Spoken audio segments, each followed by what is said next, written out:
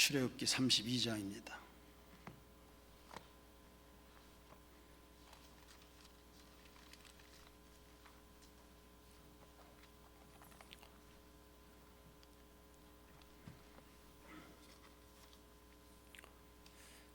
예배 후에 우리 모든 교역자들은 잠깐 미팅하도록 하겠습니다.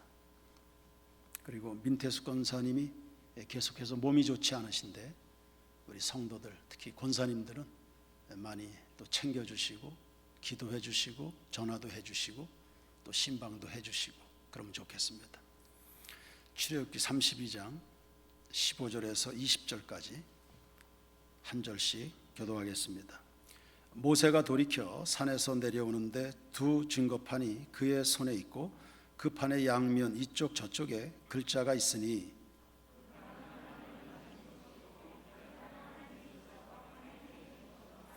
여호수아가 백성들의 요란한 소리를 듣고 모세에게 말하되 진중에서 싸우는 소리가 나나이다.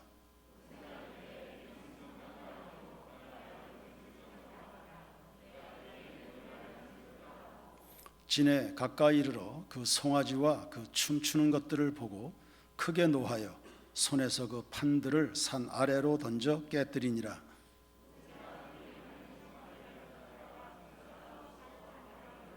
물에 뿌려 이스라엘 자손에게 마시게 하니라. 아멘. 금송아지 사건 한 번 더 묵상하겠습니다. 누가 주인이냐의 주도권 싸움이라 그랬죠. 하나님의 말씀으로 우리가 다스림을 받을 것이냐, 아니면 내 마음대로 하나님을 주장하는 탐욕의 종이 될 것이냐, 그 싸움이라 했습니다. 모세가 산에 올라가 하나님 나라의 대헌장인 율법을 받고 있는 사이에 모세가 보이지 않는다고 해서 불안해했던 이스라엘 백성들은 금고리를 빼어 송아지를 만들었습니다. 그리고 이것이 우리를 애굽에서 인도해내는 신이라 선포하며 광란의 잔치를 벌였습니다. 사람이 어리석음에 빠지는 것 혹은 어리석은 판단하는 것은 순식간입니다. 송아지가 어떻게 신이 될 수 있습니까? 그리고 그 송아지가 어떻게 우리의 인생을 인도할 수 있습니까? 그러면 개나 고양이는요,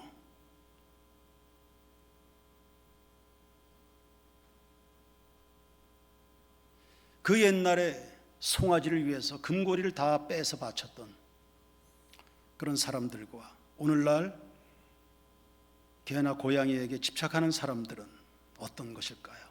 저는 크게 다르게 생각하지 않습니다. 그들에게 마음 주고 인생을 걸고 하나님보다 거기에 더 많은 것들을 투자하는 그 사람들을 어떤 시각으로 봐야 됩니까? 하나님을 대체할 수 있는 것들이 굉장히 다양해지는 세상입니다. 하나님을 사랑하고 마음을 다해서 하나님을 사랑하고 이웃을 사랑한다고 했을 때 그 외의 것들이 우리 안에 들어올 수 있는 것인가? 마음을 나누어서 여기도 주고 여기도 주고 여기도 주고 그렇게 할 수 있겠습니까? 송아지가 어떻게 신이 될 수 있고 그 송아지가 어떻게 우리의 삶을 인도하고 어떻게 우리에게 위로가 된다는 말입니까? 그 송아지가 어떻게 내 마음을 만져주는 겁니까? 내 눈물을 닦아줄 수 있겠습니까? 나의 외로움을 해소해 줄 수 있겠습니까? 그 송아지가.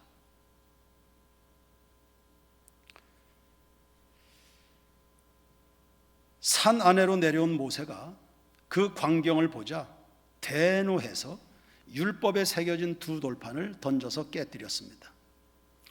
하나님과 백성 사이에 언약이 깨진 것을 상징하지요. 아담이 선악과를 먹으면서 하나님과의 언약이 깨진 것처럼 하나님의 절대적 능력으로 값없이 노예 상태에서 건진받은 이스라엘 백성들입니다. 1년도 되지 않아서 우상범죄에, 하나님이 아닌 우상범죄에 빠졌습니다.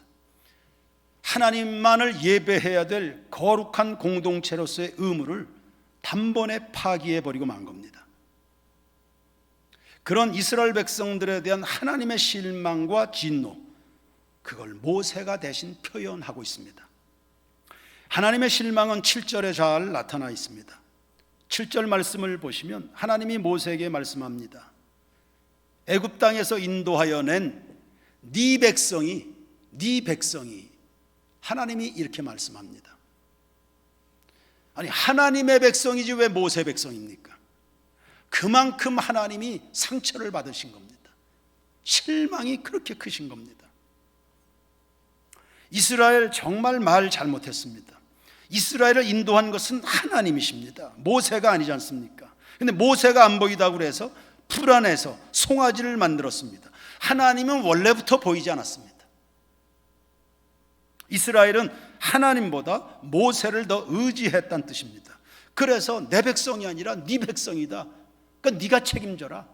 네 데리고 가라. 사람들이 다 너를 찾는다. 하나님이 우회적으로 이리 말씀했습니다. 모세는 하나님의 심부름 맡은 일꾼입니다. 그 심부름 잘 하라고 능력도 주셨습니다.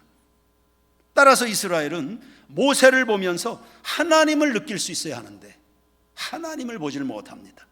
신약의 유대인들은 육체로 나신 예수의 사역을 보면서 거기에서 하나님 아버지를 발견해야 되는데 깨닫질 못했죠. 예수님을 십자가에 못 박았습니다. 그런 유대인의 행위와 오늘 이 사람들, 송아지 만들어내는 사람들과 행위가 별반 다르지 않습니다. 어리석기는 매 한 가지입니다. 우리는 성경을 읽으며 하나님 아버지를 만나게 되길 바랍니다. 예배당을 출입하며 하나님의 은혜를 느끼게 되길 축원합니다. 찬양을 할 때마다 거룩하신 영광, 위대하신 그 하나님의 임재를 경험할 수 있게 되길 바랍니다. 목사의 설교를 들으며 하나님의 음성을 들으실 수 있길 바라고요. 천지자연 만물을 보며 하나님의 위대한 솜씨를 볼 수 있기를 바랍니다. 재난과 전염병과 기후변화를 통해서 하나님의 두려운 심판도 느끼게 되기를 바랍니다. 그러니까 범사에 하나님을 아는 지식에서 모자람이 없어야 된다. 이스라엘 백성은 기다림에 실패했습니다. 모세가 산에 올라간 지 약 40일이 가까웠습니다. 그러니까 백성들은 이 40일 기다림에 지치는 시간이었습니다. 그러나 모세 입장도 한번 생각해 봅시다. 모세에게도 이 40일은 정말 지루한 시간입니다. 24장 16절을 보시면 하나님이 모세를 산으로 부르십니다. 불렀으면 말씀을 하셔야지. 엿새 동안 아무 말씀을 안 하세요. 그 첩첩산중, 그 깊은 산 중에서 아무 음성도 들리지 않는 채 모세는 꼬박 엿새를 나홀로 지냅니다. 모세라고 두렵지 않겠습니까? 그나마 백성들은 무리를 지어 있잖아요. 가족들도 있고 친구들도 있고 선배도 있고 후배도 있고 지도자도 있습니다. 후배들도 있고. 모세는 달랑 혼자 산속에 올라가 있습니다. 모세는 그 엿새를 기다리고 기다렸습니다. 드디어 7째 날 때에 하나님이 말씀하시기 시작합니다. 상징적인 숫자입니다. 제7일에 7째 날이 되어서야. 엿새 동안 아무 말씀하지 않으세요? 드디어 7째 되는 날 말씀이 선포되기 시작했습니다. 말씀하시기 시작하는 하나님이 잠깐 사이에 끝났습니까? 열흘, 20일, 30일, 39일까지 계속되는 말씀입니다. 엿새를 기다리는 것도 지루했지만 하나님 앞에서 그 긴 시간 계속 선포하는 그 말씀에 집중하는 그 시간이 얼마나 기진맥진합니까? 설교 1시간 듣는 거, 강의 2시간 집중하는 거 쉽습니까? 그게 공무원 시험 치려면 하루 꼬박을 칩니다. 3시간, 4시간, 5시간 칩니다. 그 집중, 기진맥진합니다. 모세는 금식 중이었습니다. 그러는 사이 산 아래 백성들은 오지 않는 모세 때문에 불안해졌습니다. 24장 16절을 보시면 모세가 올라간 그 산에 하나님의 영광이 구름으로, 17절에 보시면 하나님의 영광이 맹렬하게 타오르는 불같이 느껴졌다 했습니다. 어쩌면 천둥, 번개, 벼락도 쳤을 겁니다. 그것을 보면서 산 아래의 백성들은 모세가 저 불에 타 죽은 것은 아닐까, 먹을 것도 없이 올라갔는데 굶어 죽은 것은 아닌가 별의별 생각을 했을 겁니다. 하나님이 올라오라고 하셨으면 다 계획이 있고 뜻이 계실 텐데 그런 하나님의 계획이나 배려는 생각하지 않습니다. 죽었겠다. 죽었다면 이 허허벌판에 모세 없이 광야에 버려진 것은 아닌가, 그런 불안감이 하루가 다르게 증폭됐을 겁니다. 그런 심리에서 결국 우리를 책임질 신을 만들어내라고 아론을 압박했습니다. 아론은 여론에 못 이겨 우상을 제조했고 패역한 백성과 타협하고 말았습니다. 여러분, 모세와 이 백성들의 차이는 근본적으로 무엇일까요? 모세는 하나님의 말씀이 들리지 않을 때도 하나님을 잃어버리지 않았다.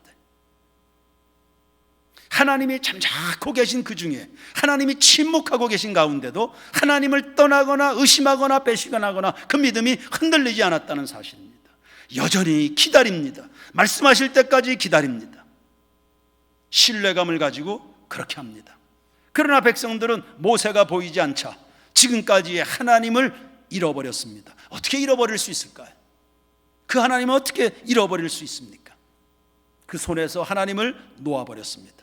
그리고 보이지 않는 하나님을 보이는 형상으로 바꿔치기 했습니다. 그리고 이것이 우리의 하나님이라고 불렀습니다. 자기 멋대로 만든 하나님입니다. 너는 나 외에 다른 신을 내게 있게 하지 말라. 눈에 보이는 어떤 형상도 만들지 말라. 그게 아무리 좋아 보여도 화려하고 거창해도 그것이 하나님일 수는 없다는 것입니다. 그런 것으로 하나님을 대체할 수는 없지. 그러니 말씀한 겁니다. 하나님 이미 20장에서 그 말씀을 주셨건만 그 명령 들은 것은 전혀 안중이 없습니다. 불안하니까, 답답하니까, 내 맘대로 안 되니까 그런 거 전혀 안중이 없습니다. 송아지로 하나님을 삼았습니다. 이스라엘 백성들은 보이는 것, 그것으로 자신들의 불안을 덮어버린 겁니다. 그리고 믿음이 아닌 것을 믿음이라 부르며 하나님을 떠나버리고 말았습니다. 여러분, 진정한 믿음은 하나님의 부재 앞에서도 그분의 현존을 의심하지 않는 겁니다. 다시 이야기합니다. 진정한 믿음은 하나님의 부재 앞에서도 그분의 현존을 의심하지 않는 겁니다. 나의 어두운 영적 감각으로 그분의 임마누엘이 느껴지지 않을 수 있죠.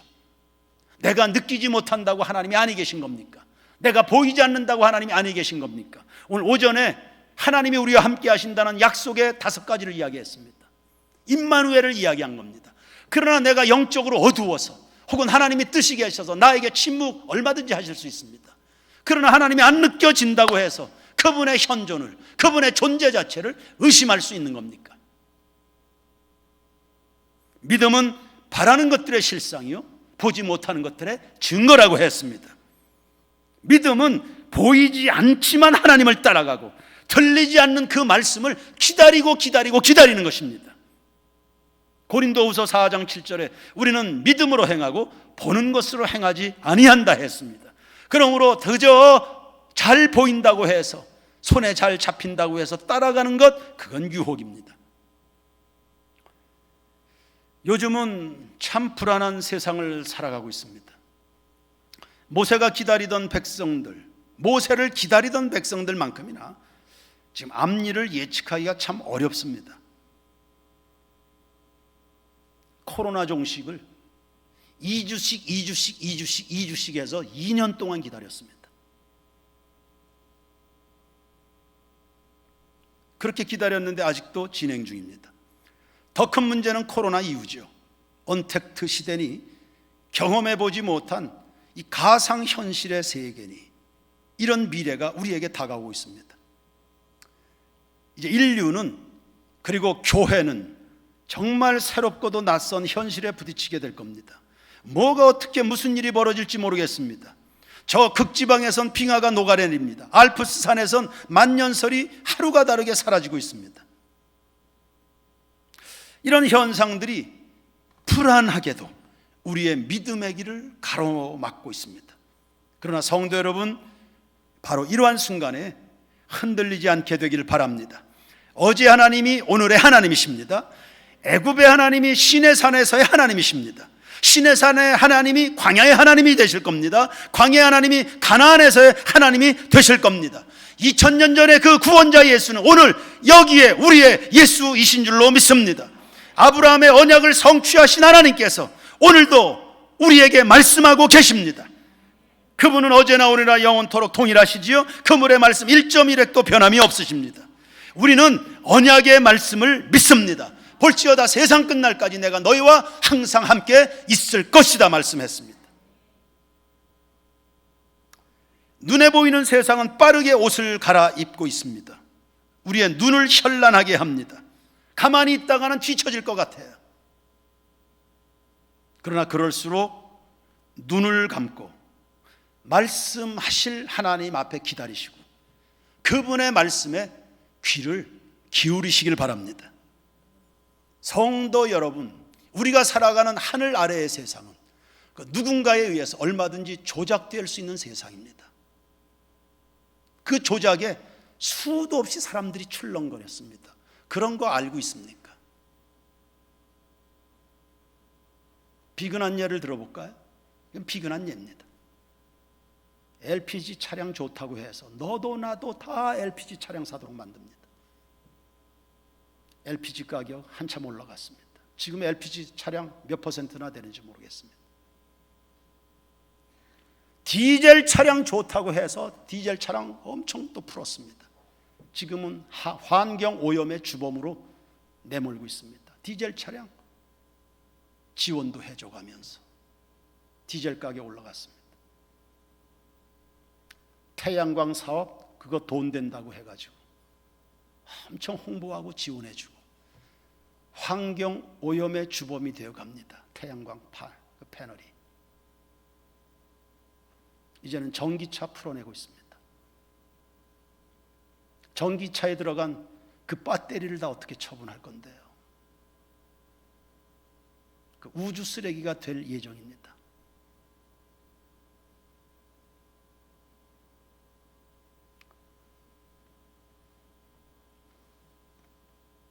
그래서 저는 지나간 2년여 동안의 코로나 진행 상황을 전 신뢰하고 싶지 않습니다.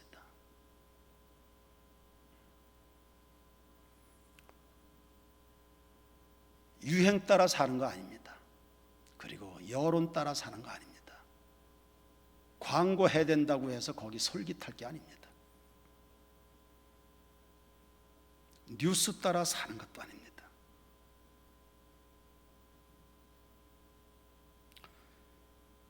이 년여 지나서 의사들이 이제 양심 선언합니다. 이제 서둘러 예배당 문 다 닫았던 한국교회 영적 지도자들이 지금 반성하고 있습니다.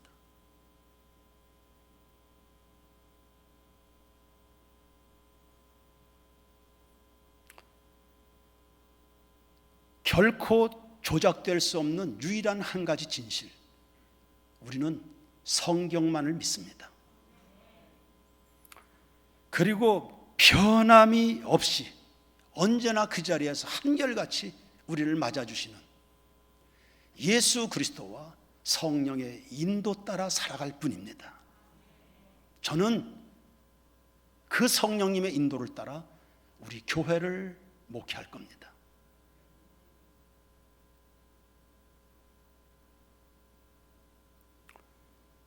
보이는 세상 아니에요.